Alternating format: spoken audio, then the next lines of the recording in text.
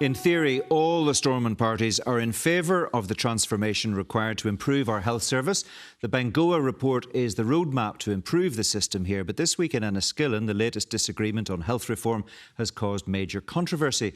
We'll hear from the clinical experts in a moment. But first, let's speak to Sinn Féin's Colm Gildernew, a former chair of Stormont's Health Committee, and the DUP's Deborah Erskine, both of them MLAs for Fermanagh and South Tyrone. Thanks very much for joining us on the programme today.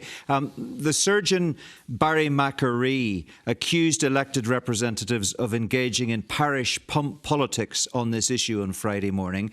Is he right, Colm Gildernew? Well, I have to say I was dismayed to hear a consultant using that type of language to describe what are genuine fears and genuine concerns. And I have to say, you know, we need to stop pretending that what happened and what was announced on Thursday was transformation. It was not. And we need to separate out the two issues. What happened and what was announced on Thursday was the unplanned and unwanted inability to recruit consultants to a certain role, which then led to a temporary suspension. Possibly because of a failure to transform. That's the point, is it not? Well, and you see, I think the interesting part, the other part about what you mentioned there was the vision of Bengoa. And actually, what I believe is missing here is setting out that vision, because Bengoa states categorically that the Minister of Health must set out a vision. And you see, when you refer to a roadmap, it's impossible to navigate a roadmap if you don't know where it was you want to arrive at. And these are the elements that are missing in this. And I have to say, in respect to Barry's contributions over the course of the last couple of days, and this is a really interesting part, he refers to evidence of better outcomes. Well, that evidence needs to be brought into the discussion. And actually, that's where the discussion should have started and needs, because that evidence or proof or whatever should not be locked up in an ivory tower somewhere. Well, you should know about it. You were the chair of the Health Committee at Stormont. You should know about the evidence. You should be looking at the evidence and explaining to people why the experts might have it right and why some of the concerns from people on the ground might be somewhat misguided. Well, as I was saying, the other important element of Bengoa is co-production. And co-production involves the health department, the Committee for Health, hospital staff, surgeons, clinical expertise, going out into communities and engaging in this discussion. Well, that's a separate issue, of course. That's about communication. I'll come back to that in a second. I want to bring Deborah Erskine in at this point. Have we seen parish pump politics at work on this issue, on the ground, in Fermanagh since Friday morning? Well, I think the issue, Mark, here is the fact that there hasn't been proper communication in relation to what's been going on with emergency general surgery. And that is a regret of mine as a public representative, that the Western Trust has not levelled with the public here locally to say exactly what is going on, because what we have seen is that fear and worry about what has been going on in relation to emergency general surgery since the news first started to seep out into the public has allowed that to grow. And now what we're in is people are angry, they're frustrated, they're worried, they're concerned.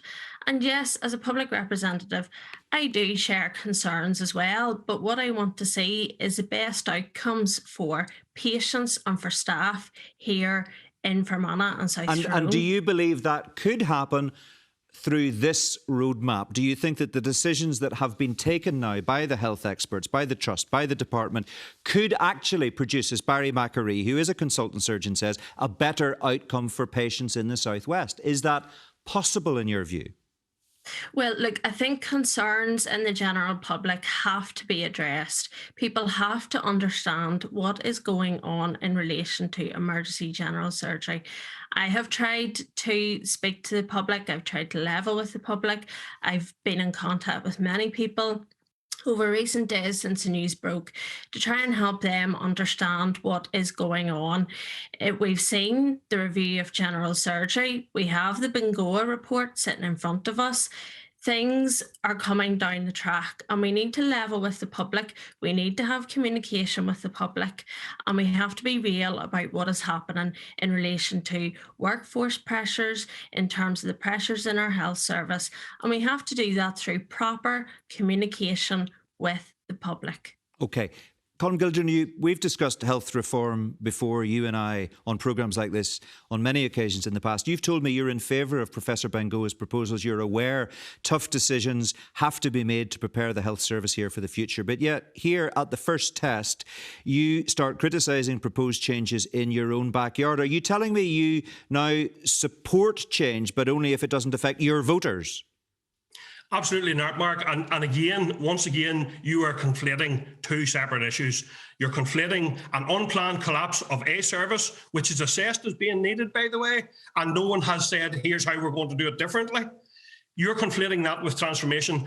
You have never asked me, will you support every unplanned collapse around the north? And I wouldn't. What I will support is properly planned transformation. And transformation has to be on the basis of co-production with people in health, people in communities, people in hospitals, workers, and all of those. Okay, but is there not a danger? Okay, so sorry for cutting across you, Colm. Is there not a danger here that if we're not very careful about the language we use, we will confuse the message even further for the general public? This is about emergency general surgery. It is not about all surgery. It doesn't impinge on the services that are offered in the hospital's emergency department, for example. People, as I understand it, who have a heart attack or an aneurysm in Belcoo or Balik will be treated in precisely the same way in future that they are being treated now. This is an unplanned collapse, Marks, and no one is denying address the point I'm making. It may be an unplanned collapse, and it may have been communicated poorly. But what I've just said isn't wrong, is it? Well, what I have said is also correct, that transformation will require every step to be taken, which includes the bit about negotiating and speaking to communities, explaining what the better outcomes will be, and reframing this entire debate, not around unplanned collapse or random and haphazard loss of service, but around a planned transition to better healthcare and better outcomes for healthcare and better outcomes for all our people. Yeah. Barry McAree says that the way to protect local services is to make the hospital, in this particular case, the South West Acute Hospital, a hub for elective surgery. And that is also part of this plan. The two things are not directly related, but they are not unconnected. And if it becomes an elective hub, then that would be good news for jobs and good news for services in your area. Can you not move to that position? Would you not support that move and support the trust in the department in what they want to do in that regard? I absolutely would support increased services and better outcomes right across the north and in Fermanagh and in Tyrone. Absolutely would support. And actually, I'm keen to engage in that discussion. And Barry McAree is one voice. There are so many other voices who need to be included in this discussion. And that is the key to delivering good, sustainable transformation that gives us all better outcomes. Deborah, Erskine, do you support that move towards SWA being elective hub? Well, for me, an elective hub does secure the future of the SWA. And, you know, in public discourse, we hear an awful lot about save our SWA. And for me, an elective hub will actually secure the status of the SWA. We also will see the retention of the acute status as well. Okay. But we also have to address the very real concerns that people have within the community right now in relation to emergency general surgery. There's an awful lot of questions out there from people, and the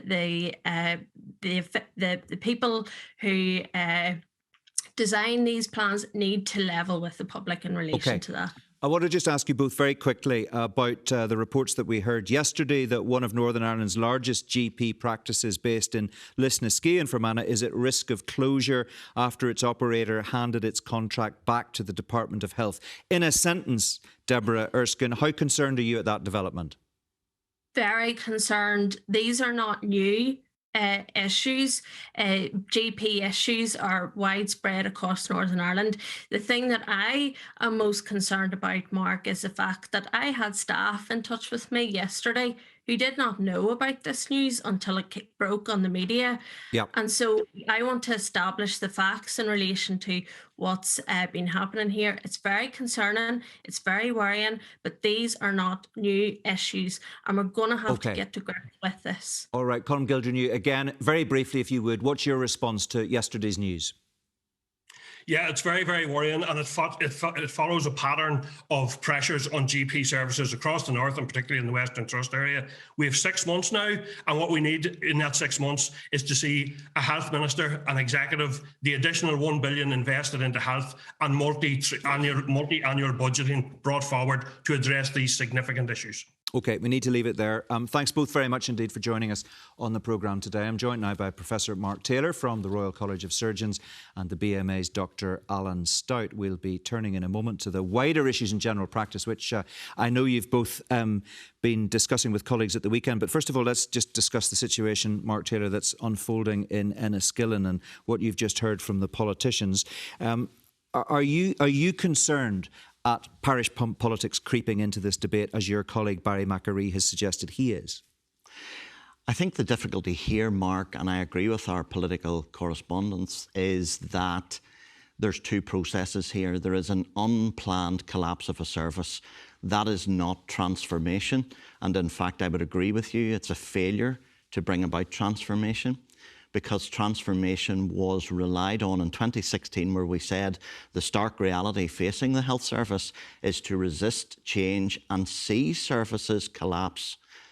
And that's what's happened with the South West Acute Hospital. And the second process is then transformation. Yes, and to be fair, that's exactly what Colm Gildernew has said. Yes. He said we need to be very careful not to conflate the two issues. Yes. I think you're saying, as I suggested, that the two are not unconnected. They're not but he's saying he supports the idea of that hospital being an elective hub in future. He's got no problem with that. What he's talking about is this sudden, unplanned collapse of services which could impact his constituents. Is he right to be concerned? Or is there an element of fear that is being allowed to develop in a vacuum of the facts? Yeah, and I think that's the key point here. We have to look to the facts.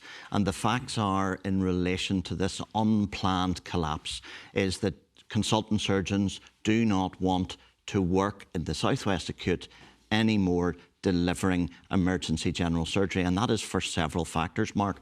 There is no such a thing as the general surgeon anymore. General surgery has become very subspecialised. We know from all the evidence that centres of high volume, with all the facets that surround the delivery of emergency surgery, you get a better outcome. Now, what this is not closure of acute status. This is not closure of the ED. This is the 4 to 5 people per day that currently come to the South West Acute Hospital with an acute general surgical problem. Only one of those may require an operation. They will not get the operation currently in the South West Acute Hospital because of the manpower crisis, and they will have to transfer. And unlike your opening comments about a heart attack or a rupture of the big blood vessel in the tummy, in general surgical true emergencies, an appendicitis, a bowel obstruction, a perforation of the bowel, the time is not imminent. It's not seconds or minutes. And quite often throughout Northern Ireland, it is several hours before you get to theatre without any harm or consequence. So I think we've got to dial down the noise to suggest fear to the people of Fermanagh.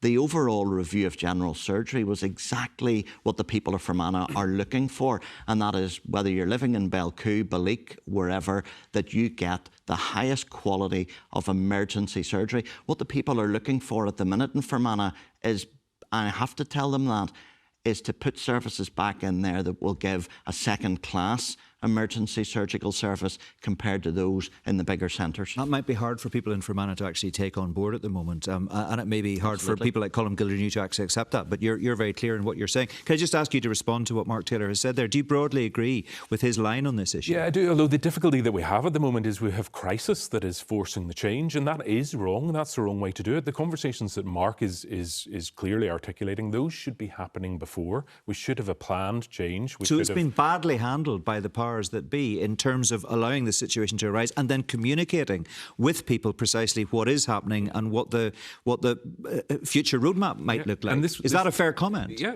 it was our greatest fear was that we end up in a series of crises, which we are going to continue to end up in a series of crises, and these will force changes. Some of them will be good, some of them won't be so good. In Enniskillen, we seem to be almost bumping into a plan, stumbling into a plan, which may actually be right in the end, but it's a completely wrong way to go about it. You can understand why people in Fermanagh think they deserve better. Absolutely. And they feel that they are the poor cousins of people living elsewhere in Northern Ireland. That is an understandable response, is it not? And you know, I 100% agree with them. I 100% agree with what we're hearing from the population and what we're hearing from the local politicians.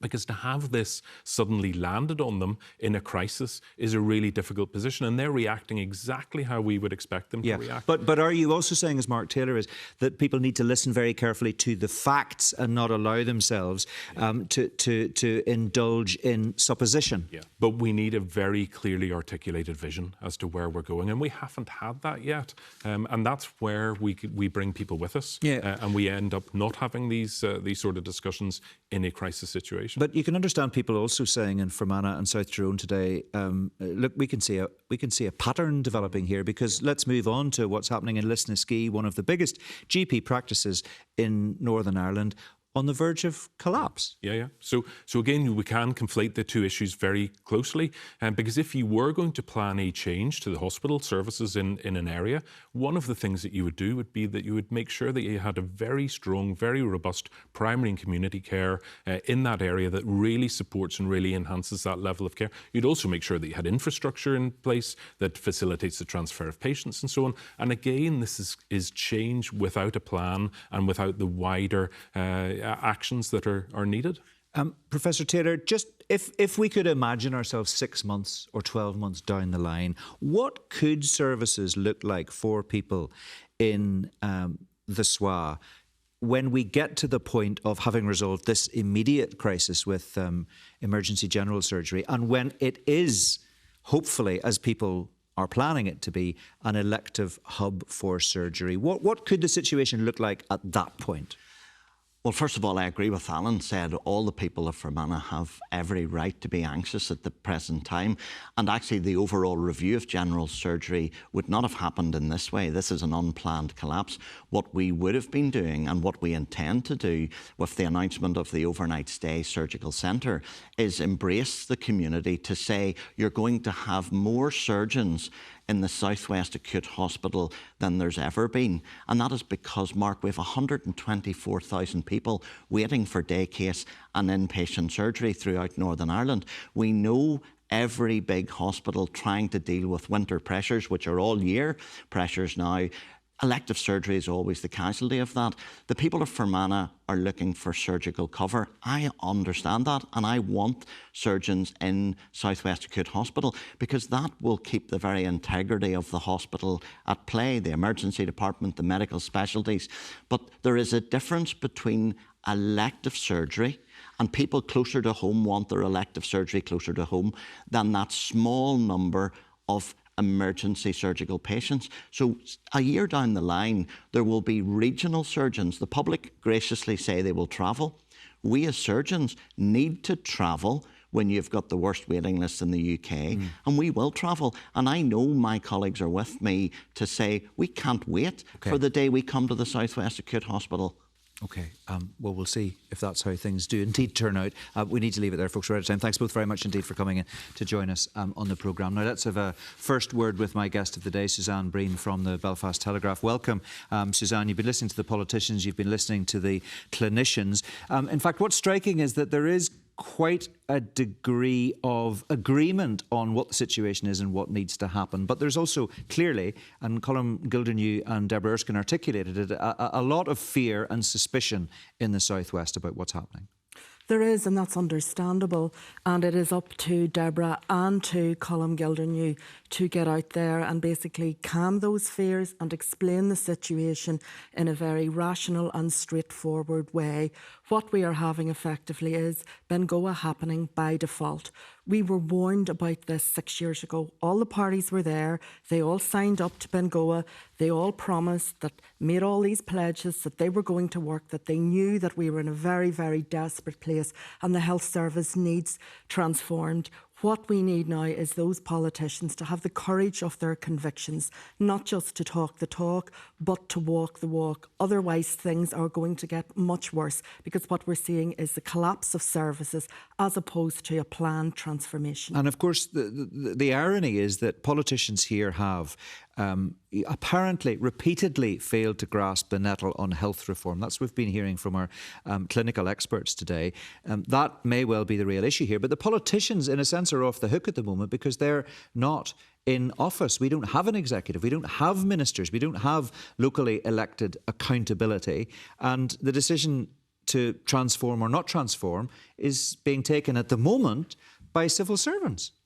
And that, of course, is not going to happen, really. It's not going to be feasible because civil servants are very limited legally in what they can do.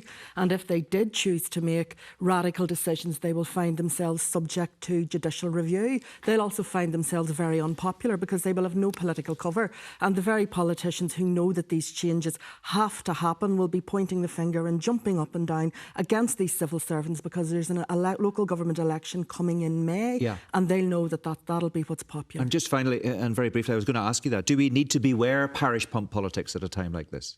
We absolutely do. And we have to put people and what is right clinically for them first, beyond populist decisions. The situation is absolutely dire, Mark. 7,600 people have died on a waiting list last year. That is twice the number of people that died in the conflict here. We really, really need to act now. Talking about it doesn't work anymore. OK, Suzanne, we will leave it there. Thank you very much.